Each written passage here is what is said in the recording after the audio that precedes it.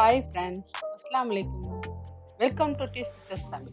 நாம இன்னைக்கு என்ன ரெசிபி பார்க்க போறோம்னா, யஹ்னி பிரியாணிங்கிற ஒரு விதமான காஷ்மீரி பிரியாணி. இது ரொம்ப சுவையா இருக்கும். வாங்க ரெசிபி எப்படின்னு பார்க்கலாம். ஒரு குக்கர்ல 1/2 கிலோ மட்டன், 1 டம்ளர் தண்ணி, கொஞ்சம் கல்பாசி, 8 கிராம்பு,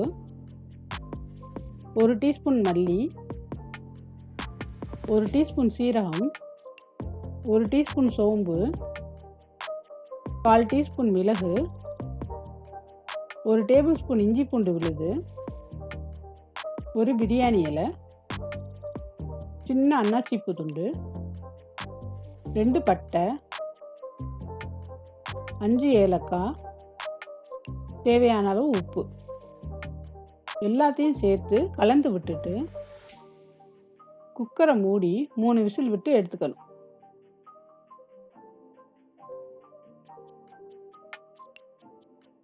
வெந்த மட்டனை தனியாகவும் வேக வைத்த தண்ணியை தனியாகவும் வடிகட்டி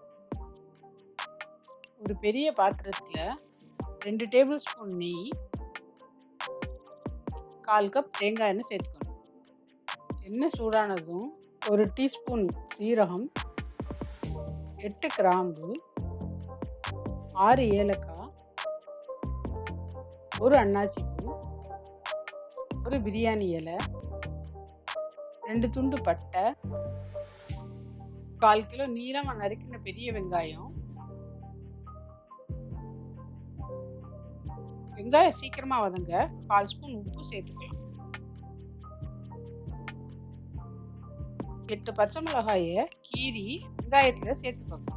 2 டேபிள் ஸ்பூன் இஞ்சி பூண்டு விழுது, 1 தக்காளி, 1/2 கப் கெட்டியான அதிகம் புளிப்பில்லாத தயிர் சேர்த்து நல்லா வதக்கிக்கணும்.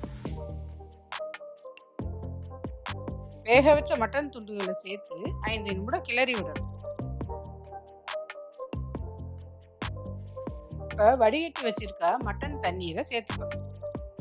1 பங்கு அரிசிக்கு 2 பங்கு தண்ணிங்கிற விகிதத்துல சேர்த்துக்கணும். தேவையான அளவு உப்பு சேர்த்து கொதி வர வரையிலும் மூடி வைக்கணும்.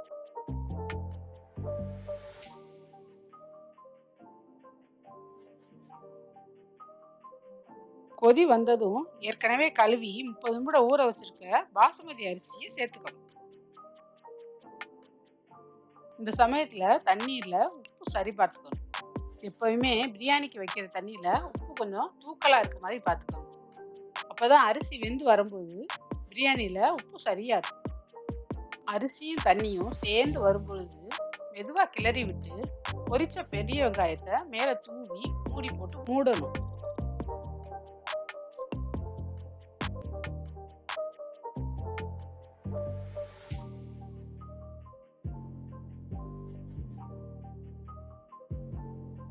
இப்ப தம் விடுறதுக்கு பிரியாணி பாத்திரத்துக்கு அடியில ஒரு பழைய தவாவை வை.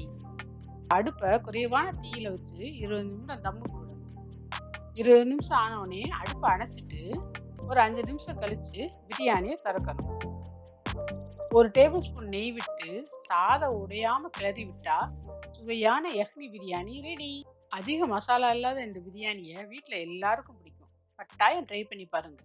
இந்த வீடியோ பிடிச்சிருந்தா லைக் பண்ணுங்க, ஷேர் பண்ணுங்க, கமெண்ட் பண்ணுங்க. டேஸ்ட் வித் தமிழை சப்ஸ்கிரைப் பண்ணிக்கங்க. தேங்க்யூ.